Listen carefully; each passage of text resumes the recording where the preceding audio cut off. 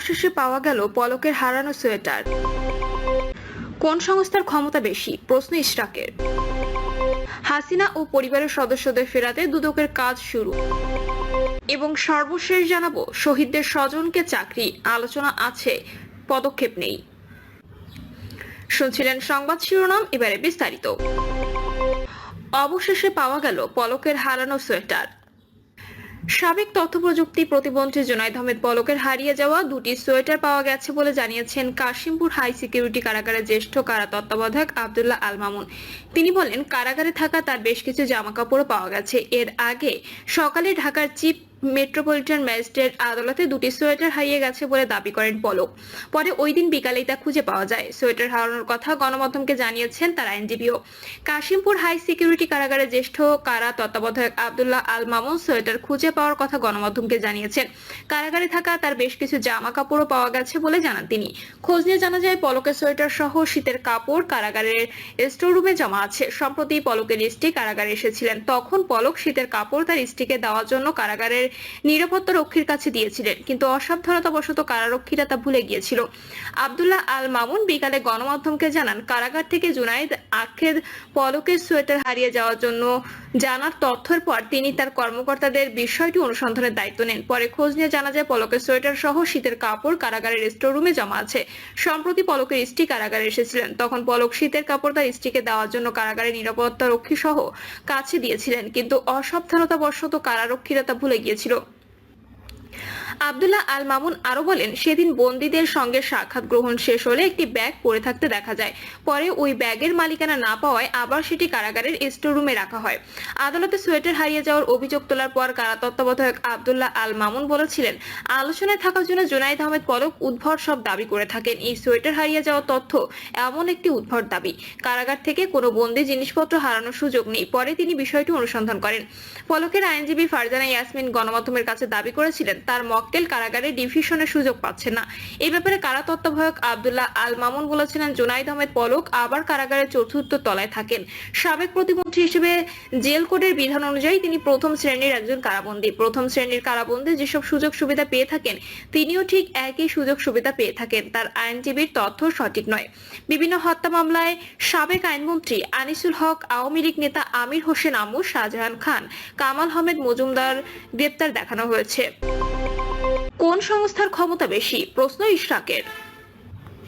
BNP নেতা ইশরাক হোসেনকে ঢাকা দক্ষিণ সিটি কর্পোরেশনের মেয়র হিসেবে বিজয়ী ঘোষণা করে গেজেট প্রকাশ করতে হবে কিনা এ বিষয়ে আইন মন্ত্রণালয়ের মতামত জানতে চেয়ে চিঠি দিয়েছে নির্বাচন কমিশন। এ ঘটনায় ক্ষুব্ধ প্রতিক্রিয়া জানিয়েছেন বিএনপি নেতা ইশরাক হোসেন। ফেসবুকে দেওয়া এক পোস্টে তিনি লেখেন, আদালতের আদেশে মানবে কিনা সেই পরামর্শ চেয়ে আইন মন্ত্রণালয় কেউ চিঠি দিলে কোন সংস্থার ক্ষমতা বেশি, আদালত নাকি আইন মন্ত্রণালয়? গত 27শে মার্চ ঢাকা দক্ষিণ সিটি কর্পোরেশনের 2020 সালের নির্বাচনে ফজলে নূর তাপসকে বিজয়ী ঘোষণার ফল বাতিল করে বিএনপি নেতা ইশরাক হোসেনকে মেয়র ঘোষণা করেন আদালত। ঢাকার প্রথম যুগ্ম জেলা জজ ও নির্বাচনী ট্রাইব্যুনালের বিচারক মোহাম্মদ নুরুল ইসলাম এর রায় দেন। সেই নির্বাচনে নৌকা প্রতীক নিয়ে নির্বাচিত শেখ ফজলে নূর তাপসকে মেয়র ঘোষণা করে সরকারের জারি করা গেজেটও বাতিল করা হয়েছে। সেই সঙ্গে ধানের শীষ প্রতীকের প্রার্থী ইশরাক হোসেনকে মেয়র ঘোষণা করা হয়। নির্বাচনী ট্রাইব্যুনালের রায়ের কপি নির্বাচন কমিশনে আসার পর পর্যালোচনা করা হয়। এ বিষয়ে জানতে চাইলে গণমাধ্যমকে ইসি সিনিয়র সচিব আক্তার আহমেদ বলেন, আদালতের নির্দেশনার পর এখন গেজেট প্রকাশের বিষয়ে পরামর্শ চেয়ে আইন মন্ত্রণালয়ে চিঠি দিয়েছি। মন্ত্রণালয়ের মতামত পাওয়ার পরই পরবর্তী পদক্ষেপ নেওয়া হবে। হাসিনা ও পরিবারের সদস্যদের ফেরাতে দুদকের কাজ শুরু। শেখ হাসিনা ও তার পরিবারের সদস্যদের দেশে ফিরিয়ে আনতে কার্যক্রম শুরু করেছে দুর্নীতি দমন কমিশন।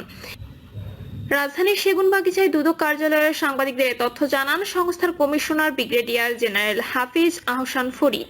তিনি বলেন, টিউলিপ সিদ্দিকীকে বাংলাদেশের নাগরিক হিসেবে বিচারের মুখোমুখি করা হবে। উল্লেখ্য, গত বছরের 5ই আগস্ট ছাত্র জনতার গণঅভ্যুত্থানের মুখে ভারতে পালিয়ে যান শেখ হাসিনা। অন্তর্বর্তী সরকার দায়িত্ব গ্রহণের পর শেখ হাসিনা ও তার পরিবারের সদস্যদের বিরুদ্ধে হত্যা, গুম, দুর্নীতি, জালিয়াতি ও ক্ষমতার অপব্যবহারের অভিযোগে একাধিক মামলা হয়। এসব মামলায় আদালত বিভিন্ন সময়ে অনেকের বিরুদ্ধে গ্রেপ্তারি পরোয়ানা জারি করে। বাতিল করা হয় শেখ হাসিনার পাসপোর্ট ও সর্বশেষ নির্বাচন কমিশন শেখ হাসিনা ও তার পরিবারের 10 সদস্যের জাতীয় পরিচয়পত্র লক করে দিয়েছে। ইসি জাতীয় পরিচয় নিবন্ধন অনুবিভাগের মহাপরিচালক ও সিস্টেম ম্যানেজার মোহাম্মদ আশরাফ হোসেন স্বাক্ষরিত এক নির্দেশনায় জানা যায়, ফেব্রুয়ারিতে কর্তৃপক্ষের নির্দেশে এসব এনআইডি লক করা হয়। গত বছরের আগস্টে আওয়ামী লীগ সরকারের পতনের পর থেকেই বিভিন্ন মহল শেখ হাসিনাকে দেশে ফিরিয়ে এনে বিচারের দাবি জানিয়ে আসছিল। এরই ধারাবাহিকতায় দুদক এ বিষয়ে কার্যক্রম শুরু করেছে বলে জানানো হয়েছে। শহীদদের স্বজনকে চাকরি, আলোচনা আছে, পদক্ষেপ নেই।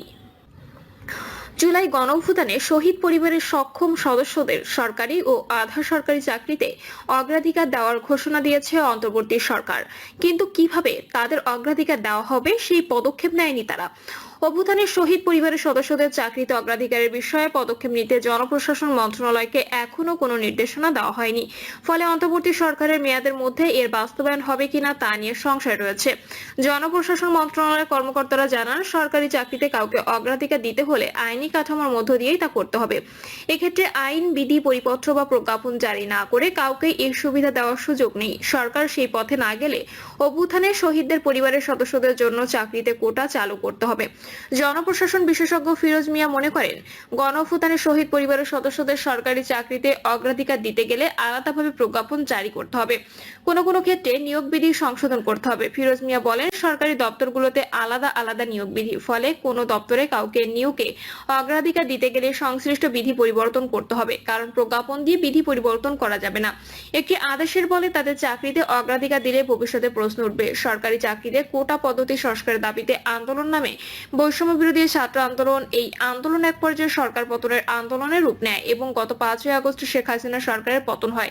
কোটা বিরোধী আন্দোলন চরম আকার ধারণ করলে 23 জুলাই সরকারি চাকরিতে কোটা পদ্ধতি সংশোধন করে 93% পদে মেধার ভিত্তিতে নিয়োগের নিয়ম রেখে প্রজ্ঞাপন জারি করে জনপ্রশাসন মন্ত্রণালয়ের বিধি এক শাখা।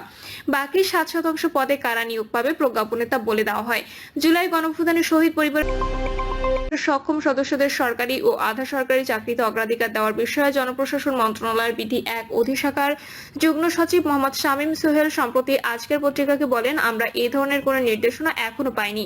জনপ্রশাসন মন্ত্রণালয়ের 5টি অধিশাখার মাধ্যমে বিধিবিধান সংক্রান্ত কাজগুলো করা হয়। অভ্যুত্থানের শহীদ পরিবারের সক্ষম সদস্যদের চাকরিতে অগ্রাধিকার দেওয়ার বিষয়ে বিধি অধিশাখার কোনো শাখার কোনো নির্দেশনা নেই বলে কর্মকর্তারা জানিয়েছেন। প্রধান উপদেষ্টার প্রেস সচিব শফিকুল আলম গত 28 ফেব্রুয়ারি সাংবাদিকদের জানান, জুলাই গণঅভ্যুত্থানের শহীদ পরিবারের সক্ষম সদস্যরা সরকারি ও আধা সরকারি চাকরিতে অগ্রাধিকার পাবেন। কিভাবে তাদের এই সুবিধা দেওয়া হবে সে বিষয়ে ওই দিন কিছু বলেনি প্রেস সচিব শফিকুল আলম।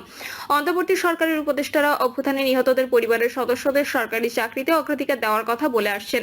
কোটা পদ্ধতি চালু, নতুন প্রজ্ঞাপন জারি বা বিধি সংশোধন না করে গণঅভ্যুত্থানে নিহতদের পরিবারের সদস্যদের সরকারি চাকরিতে অগ্রাধিকার দেওয়ার কোনো সুযোগ আছে কিনা সেই প্রশ্নে জনপ্রশাসন মন্ত্রণালয়ের একজন কর্মকর্তা বলেন, সরকার চাইলে আলাদা গাইডলাইন তৈরি করে সব ধরনের চাকরিতে তাদের অগ্রাধিকার দিতে পারে, কিন্তু এই ধরনের কোনো পদক্ষেপ নেই। জুলাই গণঅভ্যুত্থান অধিদপ্তর সংশ্লিষ্ট কার্যক্রম দেখভালের দায়িত্বে থাকা মুক্তিযুদ্ধ বিষয়ক মন্ত্রণালয়ের যুগ্ম সচিব মোহাম্মদ ফারুক হোসেন আজকের পত্রিকাকে বলেন, গণঅভ্যুত্থানের শহীদ পরিবার ও আহতদের কিভাবে কর্মসংস্থানের ব্যবস্থা করা হবে অধিদপ্তর স্থাপনের পর তা বিধি দিয়ে নির্ধারণ করা হবে।